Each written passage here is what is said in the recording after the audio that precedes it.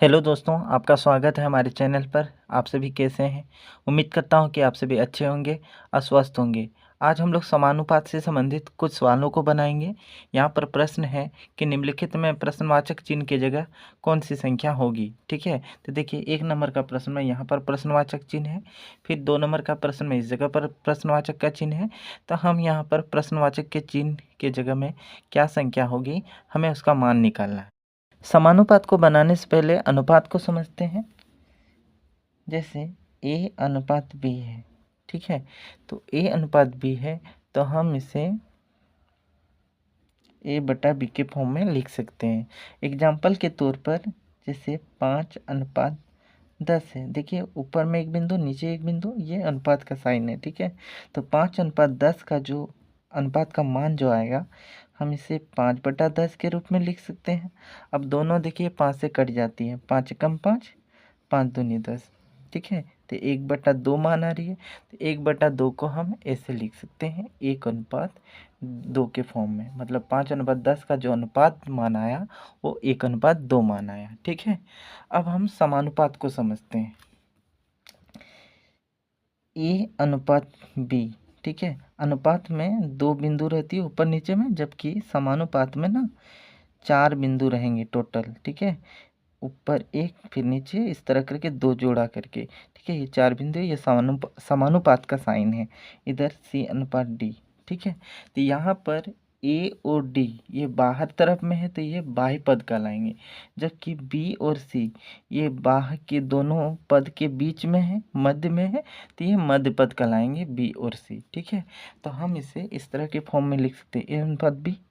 तो ए बटा बी समानुपात, यहाँ पर जो अनुपात जो है दोनों का वो समान है, इसलिए समानुपात में मतलब यहाँ बराबर हो जाएंगे। ए बटा बी बराबर क्या हो जाएंगे, सी बटा डी। ठीक है, ये एक फॉर्मूला होते हैं। और एक दूसरा तरीका क्या होती है, देखिए दूसरा तरीका होती है, दूसरा विधि, मान लीजिए ए अनुपात बी समानुपात सी अनुपात डी है, तो इसका फॉर्मूला होती है बाह्य पद का गुना बराबर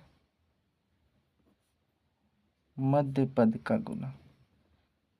ठीक है, तो बाह्य पद देखिए यहाँ पर ए और डी बाहर तरफ में है, तो बाह्य पद का गुना ए और डी का गुना ए गुना डी बराबर मध्य पद, बीच में कौन कौन है, बी और सी है, तो बी गुना सी, मतलब ए गुना डी बराबर बी गुना सी के फॉर्म में भी ये होती है। ठीक है, अब हम लोग सवाल को बना।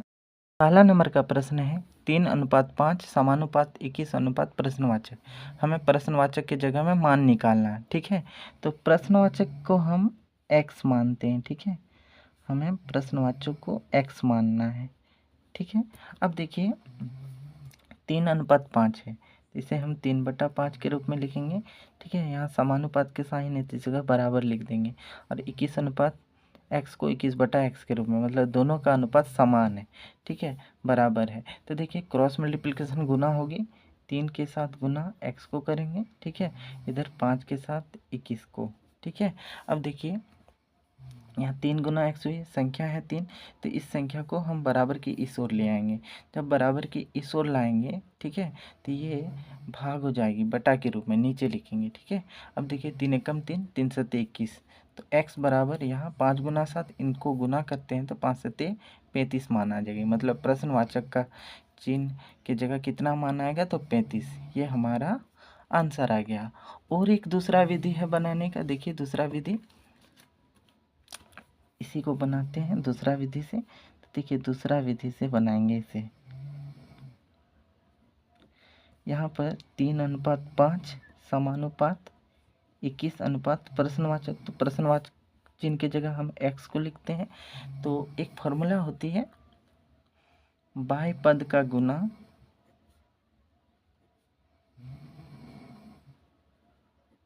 बराबर मध्य पद का गुना। ठीक है, बाह्य पद का गुना बराबर मध्य पद का गुना। तो देखिए यहाँ बाह्य में ना 3 और x है, तो 3 गुना x बराबर मध्य पद, बीच में यहाँ 5 और 21 है तो 5 गुना 21 लिखेंगे। अब देखिए 3 के साथ x गुना हो, ये जब 3 को इस पार करेंगे तो ये इधर में भाग हो जाएगी, जिसे हम नीचे लिखेंगे बटा के रूप में। अब 3 एकम 3, 3 सत्ते 21, तो x बराबर जो मान आएगा, x बराबर 5 को 7 के साथ गुना करने पर 35 आ जाएगी। x को हम देखिए प्रश्नवाचक चिन्ह को x माने थे, तो प्रश्नवाचक के चिन्ह की जगह कितना मान आएगा, तो 35 मान आएगा। तो हम इसे दूसरे 2 तरीके से इस सवाल को बना सकते।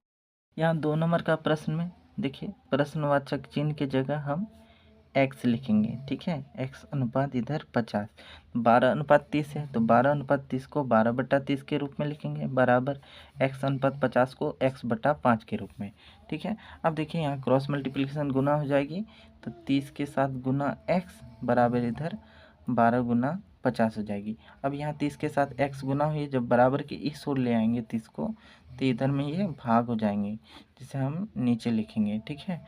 अब देखिए 1 0 1 0 कट जा रही है, 3 एकम 3, 3 चौक 12, तो x बराबर जो वैल्यू आ रही है 4 गुना 5। अब इनको गुना करेंगे, 4 पंचे 20, मतलब प्रश्नवाचक चिन्ह की जगह जो वैल्यू आएगी वो आएगी 20। ये हमारा आंसर आ गया। अब हम देखिए तीसरा नंबर को अन्य मेथड से बनाते हैं, जो दूसरा तरीका से बनाते हैं। 4 नंबर को भी दूसरी ही विधि से बनाते हैं, ठीक है।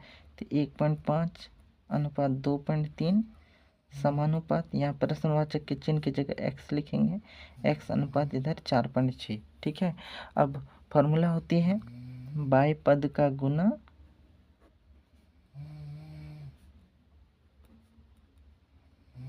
बराबर मध्य पद का गुना। यहाँ बाई पद में 1.5 और 4.6 है, तो ये गुना हो जाएंगे, 1.5 गुना इधर 4.6, और मध्य पद में 2.3 और x है, 2.3 गुना इधर x, ठीक है। तो देखिए ये 2.3 संख्या के रूप में है, जब इधर ले आएंगे 1.5 गुना 4.6, एक गुना ही जब इस पार ले आते हैं तो भाग हो जाएंगे, ठीक है। तो बटा के रूप में नीचे लिखेंगे, बराबर इधर x। अब देखिए यहाँ पर समझिए, इस पॉइंट को हटाएंगे तो पॉइंट की जगह हम 1 लिखेंगे, पॉइंट की इधर में एक संख्या है तो 1 तो 0 लगेगी, ठीक है। अब इधर भी पॉइंट को हटाते हैं, नीचे लिखेंगे, जब पॉइंट को हटाएंगे तो यहाँ नीचे, ऊपर का नीचे लिखेंगे, एक इधर एक संख्या तो 1 0, 5 है एक तो संख्या तो 1 0, फिर इसे भी कटाते हैं तो यहाँ पॉइंट की जगह 1, इधर एक संख्या है तो 1 0 लगाएंगे। तो देखिए यहाँ हम ये 10 और 10 तो कट गए, तो अब 15 गुना 46 बटा इधर 23 गुना 10 मान आ रही, बराबर x। अब यहाँ पर हम कटाते हैं, 23 से कम 23, 23 गुना 46, ठीक है। अब यहाँ जो वैल्यू आ रही है, देखिए फिर ये कट जाएंगे, 2 कम 2, 2 पंचे 10, और 5 कम 5, 5 तिया 15, तो यहाँ जो वैल्यू आ रही है x का वो 3 मान आ रही है, 3 बराबर है x। इसको सजा देंगे, x बराबर हम 3 लिख देंगे। तो x देखिए प्रश्नवाचक चिन्ह को हम x माने थे, तो प्रश्नवाचक चिन्ह की जगह कितना मान आ जाएगा, तो 3 मान आ जाएगा, ये हमारा आंसर आएगा। 5 नंबर को हम पहली वाली विधि से बनाएंगे, देखिए 5:8 समानुपात 60 अनुपात, प्रश्नवाचक चिन्ह की जगह हम x लिखेंगे। और देखिए 5:8 है तो इसे 5/8 के रूप में, बराबर यहाँ, और इधर 60 अनुपात x है तो 7/x के रूप में। अब देखिए क्रॉस मल्टीप्लिकेशन गुना होगी, तो 5 गुना x बराबर इधर 8 गुना 60 हो जाएंगे, ठीक है। अब यहाँ 5 के साथ x गुना हुई, जब बराबर के इस ओर ले आएंगे तो ये भाग हो जाएंगे, ठीक है। तो 8 गुना 60/5 हो जाएंगे। अब हम इसे कटाते हैं, 5 एकम 5, 5 एकम 5, 6 में 5 घटाते तो 1 मान, यहाँ 10 बनी, 5 दूनी 10, ठीक है। तो x बराबर, अब देखिए 8 को 12 से गुना करेंगे तो 12 अट्ठे ना 96 होती है, ठीक है। तो x का वैल्यू जो आया वो 96, मतलब प्रश्नवाचक चिन्ह की जगह मान जो आएगा वो 96 आ जाएगा। तो ये हमारा आंसर आ गया। तो इस तरह से आप समानुपात के सवाल को दोनों ही विधि से आराम से बना सकते हैं। तब तक के लिए इतना ही रखते हैं। देखने के लिए धन्यवाद।